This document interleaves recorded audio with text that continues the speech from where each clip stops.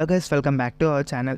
నిన్న జరిగిన కల్కి ఈవెంట్లో బుజ్జిని డ్రైవ్ చేస్తూ డార్లింగ్ మంచి ఎంట్రీ ఇచ్చారు. నాకు తెలిసినంత వరకు మన టీఎఫ్ఐలో ఏ యాక్టర్ ఏ ఈవెంట్లో ఇలాంటివి చేయలేదు. ఒకవేళ ఎవరైనా చేస్తుంటే కామెంట్ చేయండి. అండ్ అలాగే ఆ ఈవెంట్లో బుజ్జి గ్లిమ్స్ని కూడా రివీల్ చేశారు. గ్లిమ్స్ అయితే అదిరిపోయిందని చెప్పొచ్చు. డార్లింగ్ లుక్స్ కానీ విజువల్స్ కానీ పీక్స్ అని చెప్పొచ్చు. ఈ గ్లిమ్స్ చూశాక అందరికీ హైప్.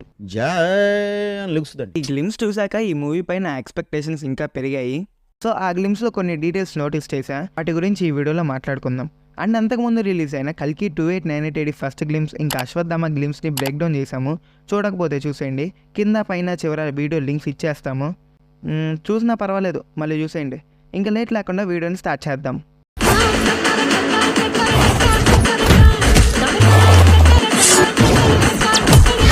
ఈ గ్లిమ్స్ స్టార్టింగ్లో బుజ్జి వాయిస్ వినొచ్చు. అండ్ బుజ్జి ఇది ఇంపాసిబుల్ మిషన్ అని చెప్తుంది. అండ్ బౌంటీ గురించి కూడా చెప్తుంది.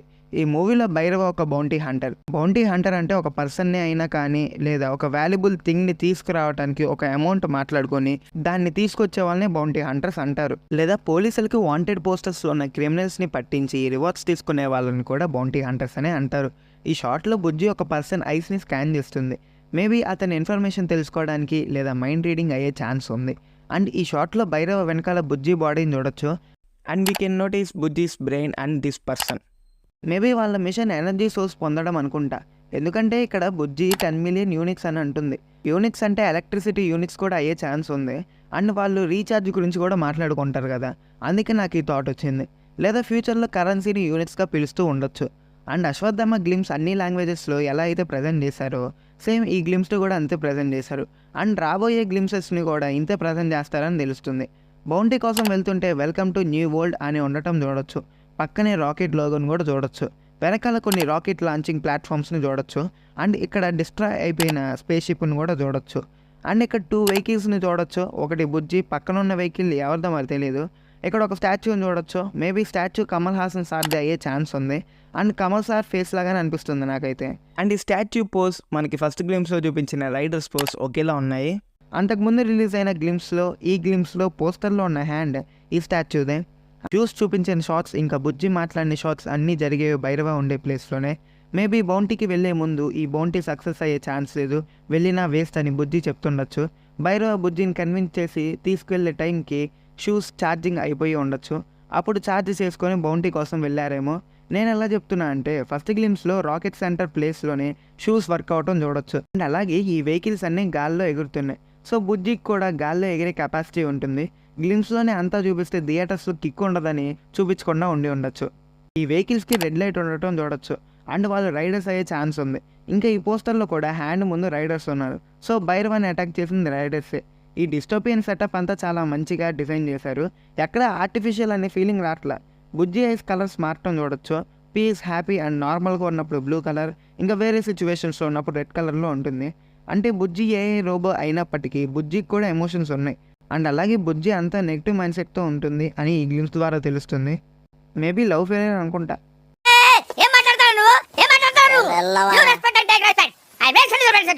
ఈ షార్ట్లో భైరవ హ్యాండ్స్ స్మాల్ బాల్స్ని చూడొచ్చు. అండ్ అవి మినీ బాంబ్స్. అండ్ అవి వెహికల్స్కి తగలటం, పేలటం స్లో మోషన్లో చూడొచ్చు. ఈ షార్ట్ ఉంది అసలు మాటలు రానికుండా చేసింది. టాప్ నాచ్ అంతే. ఈ షార్ట్లో భైరవ కూర్చున్న సిట్టింగ్ ఏరియాకి తలకిందులుగా ఉండటం చూడొచ్చు. అండ్ తర్వాత జంప్ చేసి రొటేట్ అవటం చూడొచ్చు. సో భైరవ తలకిందులుగా ఉన్నాడు కాబట్టి తన విజన్లో స్టాచ్యూ తలకిందులుగా కనబడుతుంది కాబట్టి తన విజన్ మనకి చూపించారు కాబట్టి మనకు కూడా స్టాచ్యూ తలకిందులుగా కనబడింది. ఈ షూ షాట్ మేబీ రీఛార్జ్ అయ్యాక అనుకుంటా. అండ్ ఈ గ్లిమ్స్లో స్టార్టింగ్ నుంచి బుజ్జిని తన బాడీలో ఎక్కడ పడితే అక్కడ చూడొచ్చు.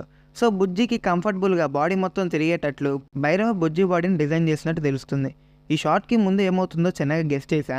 అదేంటంటే భైరవ మీద అటాక్ చేయడానికి రైడర్స్ వచ్చినప్పుడు బుజ్జి భయపడి ఉండొచ్చు.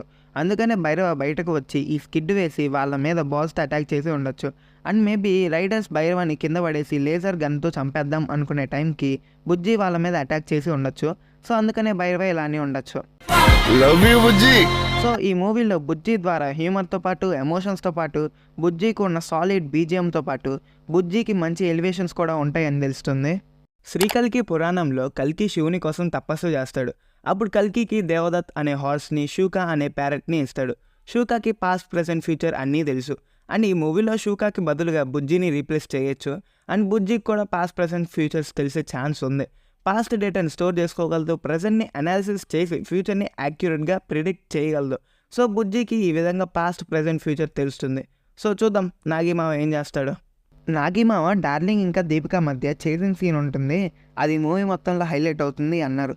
అప్పుడు నేనేమనుకున్నా అంటే బైక్ చేసింగ్, రన్ చేసింగ్ ఉంటుందేమో, అంతకన్నా ఏముంటుంది అనుకున్నా. బుజ్జి బాడీతో ఇంకా దీపిక వెహికల్తో చేసింగ్ ఉంటే మాత్రం హైలైట్ అవుతుంది నిజంగానే మూవీ మొత్తానికి. సో ఇవి నేను నోటీస్ చేసిన డీటెయిల్స్. ఈ వీడియో నచ్చితే వీడియోని లైక్ చేయకుండా, షేర్ చేయకుండా, వీడియో మీద మీ థాట్స్ ఏంటో కామెంట్ చేయకుండా, ఇక్కడ కనబడుతున్న బుజ్జి బజ్జీ బటన్ టచ్ చేయకుండా ఉండండి అంతే. అంటే చేయమంటే చేయట్లేదు కదా, చేయొద్దంటే చేస్తారేమోనని చిన్న హోప్ అంతే. సో వచ్చే వీడియోలో కలుద్దాం. Bye bye.